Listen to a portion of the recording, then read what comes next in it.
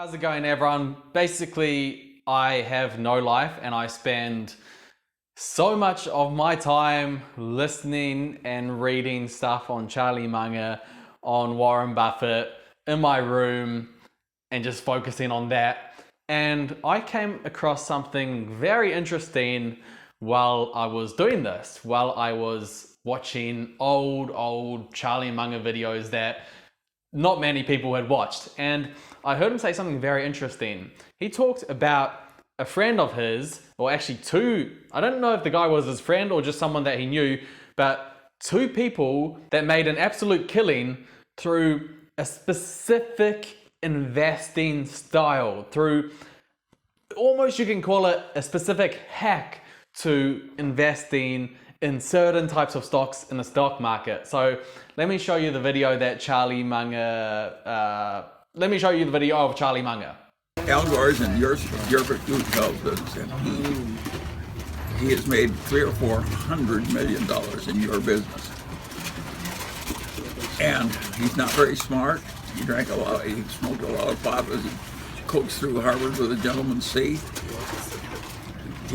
But he had one obsessive idea that global warming was a terrible thing and he understood he'd protect the world for it. So his idea when he went into investment counseling is he was not going to put any CO2 in the air. So he found some partner to go into investment counseling with, and he says, we're not going to have any CO2. But this partner's a value investor, and a good one. So what they did is Gore hired a staff to find people who didn't put CO2 in the air. And of course, that put him into services. Microsoft, and all these service companies were just ideally located. And this value investor picked the best service companies. So all of a sudden the clients are making hundreds of millions of dollars and they're paying part of it to Al Gore. Now Al Gore has hundreds of millions of dollars in your profession. And he's an idiot. By the way, it's not the only one. There's a leveraged buyout operator in Los Angeles that I know casually. He's made 35% per annum for 30 years. All he buys is service companies, and he knows a lot about it. And with that formula, which inventories, receivables, are all kinds of horrible things in business that you just buy service companies you can avoid. And it's amazing how well it's worked for. It worked for this guy who does the LBOs just the way it worked for Al Gore, 35% per annum. So that's very interesting that this one guy called Al Gore, who Charlie Munger knew, just sort of came across this investing style just by luck to only buy service companies, and it served him very, very well, made a fortune from it. And so the question is, why service companies? Why are service companies such an efficient group of companies to buy? And the key reason is because expenses for these companies are so low. There's no inventory costs, no supply costs, no shipping costs, no storage costs. Service companies can just mitigate all of these very expensive expenses. So if you think about a business like Target, well, if they want to sell something, first of all, they need to buy the product. Then they need to ship the product to their store. Then they have to store their product either at a storage facility or in their store, and they have to wait for a customer to come in and buy it. So there's a lot of expenses already. And then you have to pay the employee to work at the store and sell the product. So just expenses from these product companies. With a service company, there's none of these costs. There's none of these inventory costs, none of these shipping costs, and they can get away with higher margins on revenue because of their lower costs. And this was an interesting hack that Al Gore, whoever the heck that is, used to make a very high return. And then the other friend that Charlie Munger also mentioned as well. There's two guys in the story. And then another level to the service type companies are the service companies that are in the software industry. This is like an even higher level of business model than just service companies. Let's think about most service companies. Yes, they don't have to pay all of these inventory costs, storage costs, shipping costs, but they still have to pay a pretty high labor cost. So think about like a medical business, a GP business. They still have to pay the GP a lot of money to sit there, give advice, and give the service to their customer.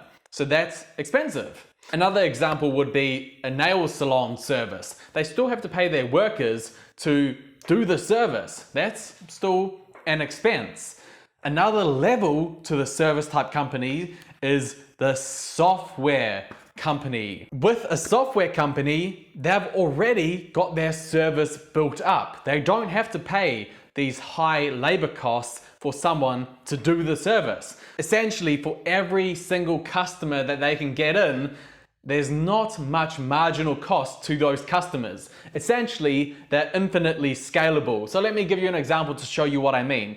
Let's think about Facebook, or Meta as they're known today, but Facebook, the service platform, the platform that you go on to talk to your friends, the service that you use online to talk and message with your friends and post silly cat videos or whatever people post on Facebook, selfies or whatever.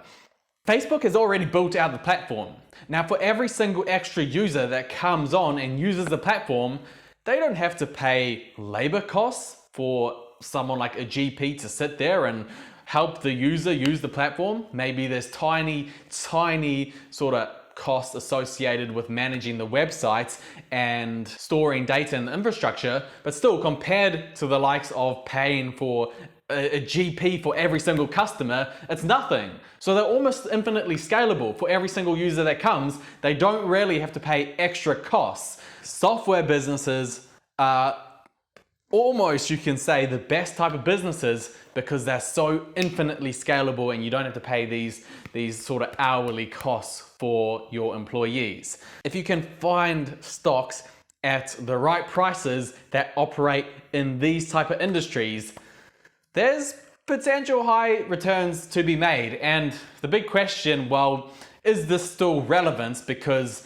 this video was 6 years old and Munger was talking about Al Gore and he made these investments, who knows, probably 20 years ago or 25 years ago.